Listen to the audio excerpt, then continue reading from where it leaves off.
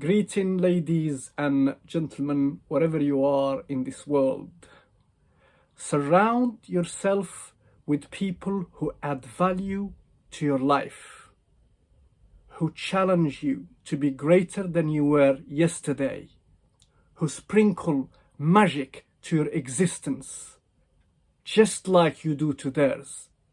Life is not to be done alone. Find your tribe and journey freely and loyally together. This quote is by Alex L., one of the best quotes ever. I actually incorporate this in my book because it's a beautiful quote. If you are misunderstood, if your friends and family don't understand your vision, if people don't get you, then find people who do, in whatever industry you are in, if whatever niche you are in. Reach out to people and connect with them, people who do the same thing as you do, like-minded people who push you to do better and to be greater, without jealousy, drama, or any bad energy. On a individual level, a couple of years ago, I went to a wedding of one of my friends, and I met a gentleman called Junior. He was an entrepreneur, an author, and also a speaker.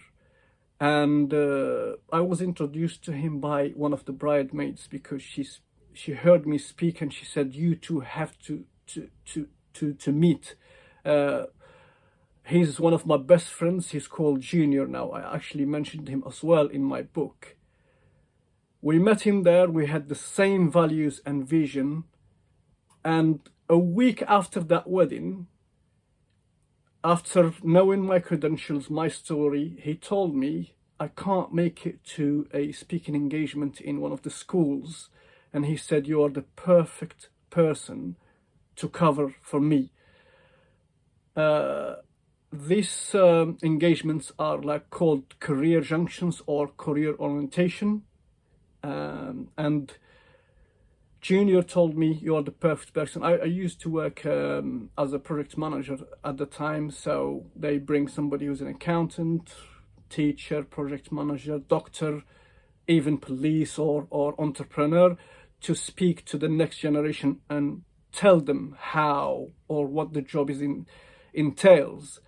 So I went and I spoke for the first time to this year 9 to 11, and I had an amazing reaction, and I was applauded. I couldn't believe it. I actually got emotional a little bit because I didn't expect that response. It's when you speak from the heart to the younger generation and you say the truth and you make an effort, you will have a reaction. The headmistress get in contact with Junior, and the charity said, "We want him to come back because the kids reacted really well to him, because the kids don't react to anybody because it's quite a rundown area in East London, East Ilford, and kids were not inspired, so they don't react unless you lift them up." And I'm so happy that I left an impact on them. 5 years after that, I spoke every year in that school. I was invited every year to speak in that school. So not only it opened my career to speak, but Junior also pushed me to write my book. Junior told me once, he said, authors with a tenth of your story, they have books, and with what you've gone through, with all your experience, with all your setbacks, you should produce a book, write a book as soon as possible. The world needs this. And he pushed me, gave me some tips, and I wrote my book. And Junior, if you're watching, I love you, brother, and thank you so much. You are inspiring. This is on the individual level. If we're going to talk about the collective level, a year ago, I joined a coaching program for speakers, and it was led by the legendary Les Brown.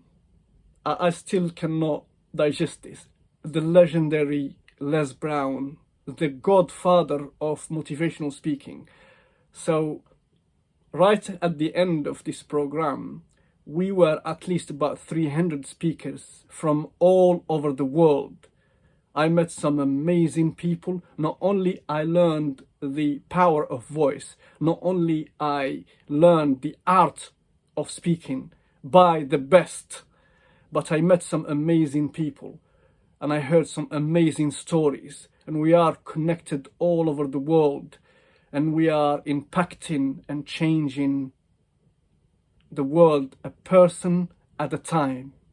So find your tribe and journey freely and loyally together.